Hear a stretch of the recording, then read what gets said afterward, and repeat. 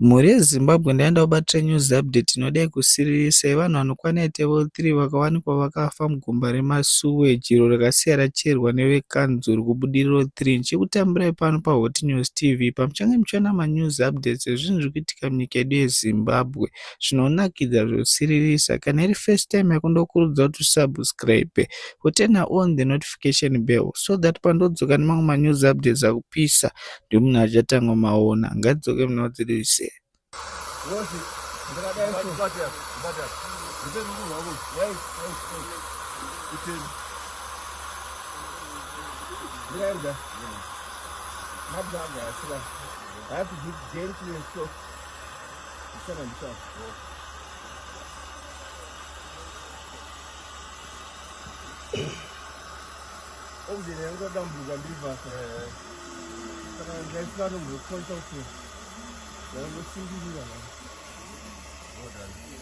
Well done, Rambo.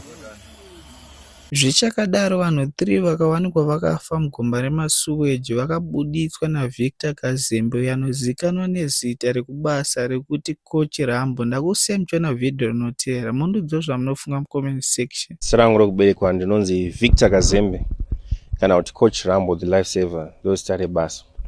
Ndakafonera neconcert nezuro manheru kuma 11 wandifonera vachiti kune drowning singer itika kuBudiriro 3 and then ndakabva ndaita ndawadzwa kuti according macircumstances angu andiudza kuti iSewage but ndopanosvikira tsvina yese saka hapana mvura. It's not like scene ida kupinda yemvura, like it's a muddying like scene. So ndawadzwa kuti kana pakadaro pari so difficult, it's a risk for a diver kuti adiving zvinge zvakaoma kudivha apinda because equipment yedu inoshanda mumvura. So ndawadzwa kuti handikwanise kuuya and I can't risk my life ndiwese zokubatsirai ndo ndakata phone. But after 10 minutes I just had the feeling as a lifesaver, sometimes, you know, like myself, it's a calling. It's not good to end up bus. Mostly what I'm doing is for free.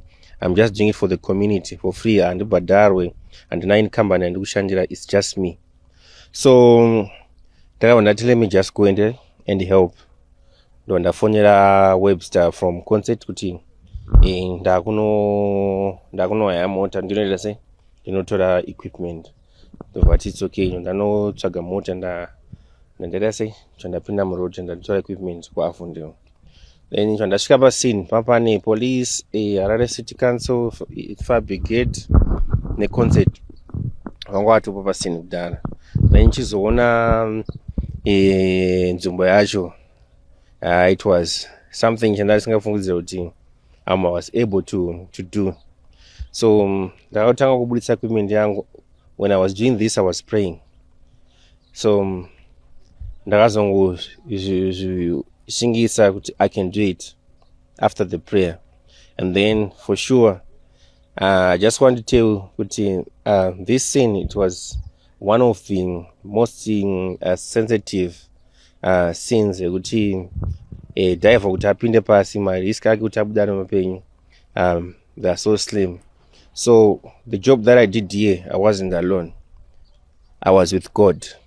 So mostly when I do my diving, I seek the kingdom first, and then everything will follow. I'll be led by God.